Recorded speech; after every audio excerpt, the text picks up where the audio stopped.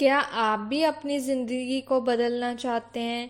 एक आलसी लड़के ने कैसे बदली अपनी किस्मत, जानिए इस प्रेरणादायक कहानी से। गांव का सबसे आलसी लड़का सुबह 4 बजे उठकर अपने खेतों में काम कर रहा था। कुछ महीनों पहले जब गांव में आग लगी थी, तो ये लड़का दोपहर में सोया हुआ था। ये अपने आप से उठकर घर से बाहर भी नहीं आता था। गांव के कुछ युवकों को इसकी चारपाई उठाकर वहां से लानी पड़ी थी, वरना तो ये उस आग में जलकर अब तक मर चुका होता। आखिर इसमें इतना बड़ा बदलाव कैसे आया? दिन ब दिन गुजरते रहे, लेकिन ये लड़का और ज्यादा मेहनती होता चला गया। इसकी चाल ढाल में, इसकी बातचीत में, इसके चेहरे पर एक अलग ही चुस्ती दिखाई देती थी। उसके हाव भाव ऐसे हो गए थे जैसे वह कभी थकता ही नहीं है। जहाँ कुछ महीने पहले उसे खेत बंजर दिखाई देते थे, आज उसके खेतों में सबसे अच्छी फसल लहरा रही थी। एक दिन गांव के अधिकतर लोग इकट्ठे होकर उससे इस रहस्य के बारे में पूछने लगे। तब उस लड़के ने जिस रहस्य से पर्दा उठाया, उसके बाद हर एक की जिंदगी बदल गई। अपने बारे में बताते हुए लड़के ने सभी को बताया कि कुछ समय पहले तक मैं एकदम उद्देश्यहीन था। मुझे जिंदगी में कुछ भी समझ नहीं आ रहा था। शायद मैं इस गांव का सबसे मूर्ख और सबसे आलसी आदमी था। किसी भी काम में मन नहीं लगता था, बहुत जल्दी थक जाता था। इसलिए जिंदगी में कुछ भी हासिल नहीं हो रहा था। धीरे धीरे मुझे अपनी जिंदगी एक बोझ लगने लगी। मुझे लगा कि मेरे जीने का कोई अर्थ नहीं है। ऐसी जिंदगी से तो मौत बेहतर है। और यही सोचकर एक दिन मैं आत्महत्या करने के लिए पहाड़ी पर पहुंचा। लेकिन जब मैं पहाड़ी की तलहटी पर पहुंचा तो मेरे में इतनी भी ऊर्जा नहीं थी कि मैं चढ़कर उस पहाड़ी के शिखर तक पहुंच जाऊं, जहां से कूदकर मुझे आत्महत्या करनी थी। और तब मुझे कुछ कुछ महसूस हुआ कि जिंदगी जीने के लिए ऊर्जा चाहिए, लेकिन मरने के लिए भी ऊर्जा चाहिए। और अगर मैं ऊर्जा पाकर मरने की सोच रहा हूँ, तो मैं जीने के बारे में क्यों नहीं सोच सकता? तभी वहां से 3 बुजुर्ग सन्यासी गुजरे, जो कि उस पहाड़ी के शिखर की तरफ जा रहे थे। मैंने उनकी चाल ढाल देखी। वह एकदम चुस्ती से भरे हुए थे। बिना थकावट के वह शिखर पर चढ़ते जा रहे थे, और मैं उन्हें देखकर पश्चाताप से भर गया कि इतने बुजुर्ग हैं, इतनी उम्र हो चुकी है, और मैं जवान हूँ, फिर भी मैं उनका मुकाबला नहीं कर पा रहा हूँ। लानत है मेरी जिंदगी पर। और ये सोचकर मैं वहीं पर बैठकर फूट फूट कर रोने लगा। मैं चीख चीख कर रो रहा था और अपने हाथ उस चट्टान पर बार बार मार रहा था। इसके बाद वह सन्यासी मुझे देखकर पलटकर मेरे पास पहुंचे और मुझे कहने लगे कि बेटा, तुम्हारी जो भी समस्या है, वह समस्या बिल्कुल दूर हो जाएगी। इस पहाड़ी के शिखर पर हम तीनों आश्रम बनाकर रहते हैं।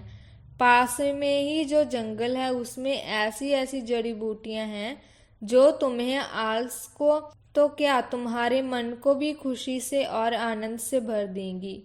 ये सुनकर अचानक वो लड़का रोते रोते स्तंभित हो गया। उसने उनसे पूछा कि बाबा, आपको कैसे पता कि मैं एक आलसी आदमी हूँ? आपको कैसे पता कि मैं अपने आलस्य से परेशान हूँ?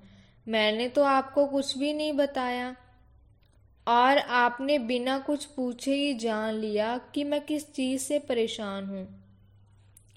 एक सन्यासी ने मुस्कुराते हुए कहा कि बेटा, सन्यासी की आंखों से कुछ नहीं छुपा है। जो असली संत होता है, वह देखते ही पहचान लेता है कि इसे क्या समस्या है। मैं तुम्हारी समस्या अच्छी तरह से समझ गया हूँ। तुम हमारे साथ उस पहाड़ी के शिखर तक चलो। और वह जड़ी बूटी लेकर अपने घर चले जाना। इसके बाद तुम्हारे जीवन में कोई परेशानी, कोई आलस्य या फिर कोई दुख नहीं रहेगा। पहाड़ी के शिखर तक पहुंचना आसान नहीं था। बार बार वह थक जाता था, बीच में बैठ जाता था, लेकिन जब अपने आगे बुजुर्गों को एकदम चुस्ती के साथ चलता हुआ देखता तो फिर से मुझे प्रेरणा मिलती थी। और मुझे प्रेरणा इस बात से मिलती थी कि आज मेरी जिंदगी के सारे दुख दूर हो जाएंगे, आज मुझे अपना जीवन वापस मिल जाएगा। यही विचार मुझे थकने नहीं दे रहा था और मैं उनके पीछे पीछे उस पहाड़ी की चोटी पर चलता जा रहा था। शाम होते होते हम चारों पहाड़ी की चोटी पर पहुंच चुके थे। वहां पहुंचते ही मैं बहुत ज़्यादा उत्साहित था। मैंने झटपट उनसे कहा कि महाराज, अब मुझे वह जड़ी बूटी जल्दी से दीजिए, मैं ज़्यादा इंतज़ार नहीं कर सकता। मुझे वापस अपने गांव जाना है, मैं जहां मेरी माँ अकेली है। ये सुनकर उन तीनों में से एक सन्यासी ठंडे पानी का लोटा लाते हुए बोला कि बेटा, अभी तो तुम आए हो, थोड़ा आराम कर लो, थोड़ा समय यही गुजार लो, उसके बाद जड़ी बूटी कहीं भागी थोड़ी ना जा रही है। हमें मालूम है कि वह जंगल में कहाँ पर मिलती है। तुम इंतज़ार करो, अभी शाम ज़्यादा हो रही है, अभी अगर वापस जाओगे तो खतरा हो सकता है, रास्ते में जंगली जानवरों का हमला भी हो सकता है। इसलिए आज रात यहीं पर तुम विश्राम करो, आराम से सो जाओ। कल सुबह होते ही हम वो जड़ी बूटी जंगल से लाकर तुम्हें दे देंगे। उसके बाद वह जड़ी बूटी ग्रहण करने के बाद जाते समय तुम्हें कोई थकावट भी महसूस नहीं होगी। तुम हवा की रफ्तार से इस पहाड़ी से नीचे उतर जाओ। युवक ने गांव के लोगों को बताते हुए कहा कि मैंने सोचा कि एक रात की बात है, इतने दिन यूं ही गुजार लिए, एक रात इस पहाड़ी की चोटी पर गुजार लेता हूँ। वैसे भी रात हो चुकी थी और सुबह होते ही मैंने वो जड़ी बूटी लेकर वापस अपने आने का निश्चय कर लिया था। मैं उन तीनों सन्यासियों के साथ उस पहाड़ी की चोटी पर खुले आसमान के नीचे लेटा हुआ था। आसमान में तारे टिमटिमा रहे थे, पूरा चांद दिखाई दे रहा था, जिसकी चांदनी में वह पूरा जंगल नहा रहा था। लेटे लेटे ही एक सन्यासी ने मुझसे पूछा कि बेटा, तुम अपने जीवन में क्या करना चाहते हो?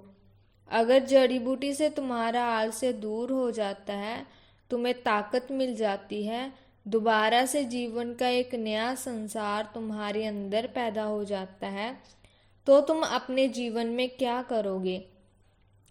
ये सवाल सुनकर मैं सोच में पड़ गया, क्योंकि मैंने खुद नहीं सोचा था कि मुझे जीवन में करना क्या है।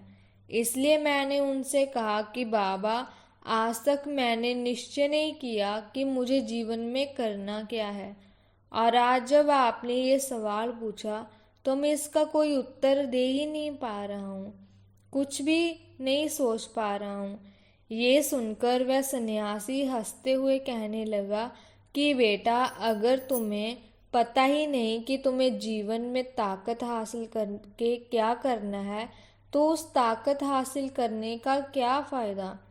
इससे अच्छा तो यही जड़ी बूटी किसी ऐसे आदमी को दी जाए जो मानवता की भलाई के लिए, दीन दुखियों का सहारा बनने के लिए अपने जीवन में काम करे, तो शायद ये जड़ी बूटी का कोई मायना हो।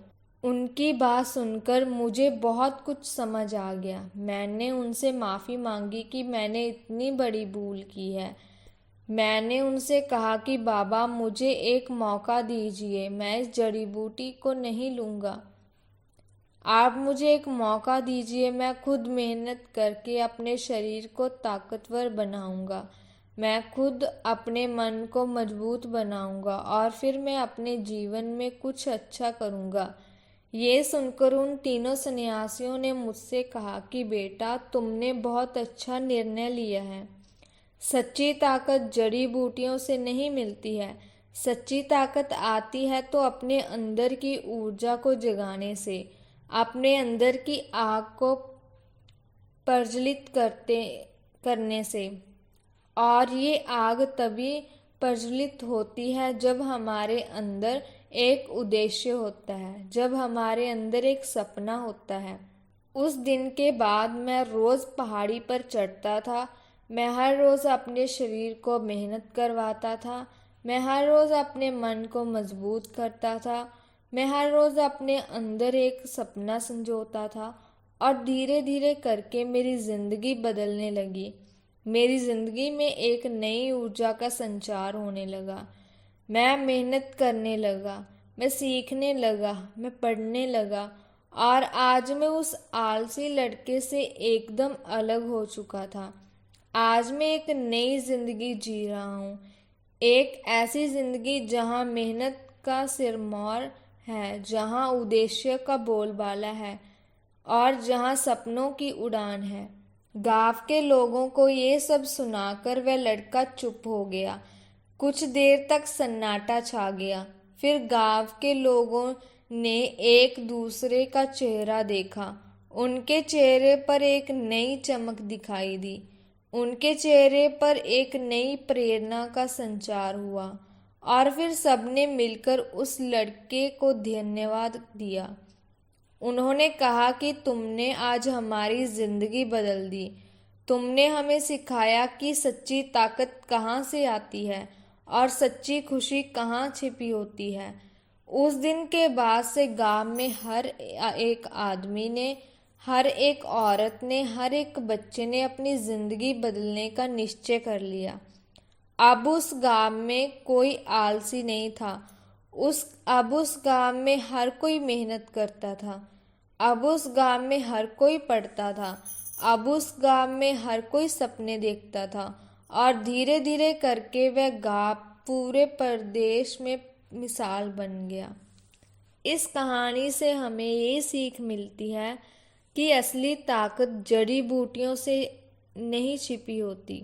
असली ताकत छिपी होती है हमारे अंदर छिपी उस ऊर्जा में जो हमें जीने के लिए मिलती है। हमें उस ऊर्जा को जगाना होता है। हमें बस उस ऊर्जा को दिशा देनी होती है। और ये दिशा तभी मिलती है जब हमारे अंदर एक सपना होता है, एक उद्देश्य होता है। इसलिए दोस्तों, आज से ही अपनी ज़िंदगी बदलने का निश्चय कर लीजिए।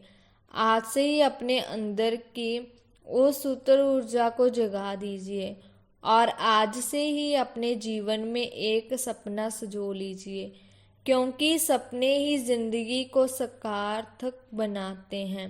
सपने ही जिंदगी में रंग भरते हैं और सपने ही हमें जिंदगी की असली मंजिल तक पहुंचाते हैं।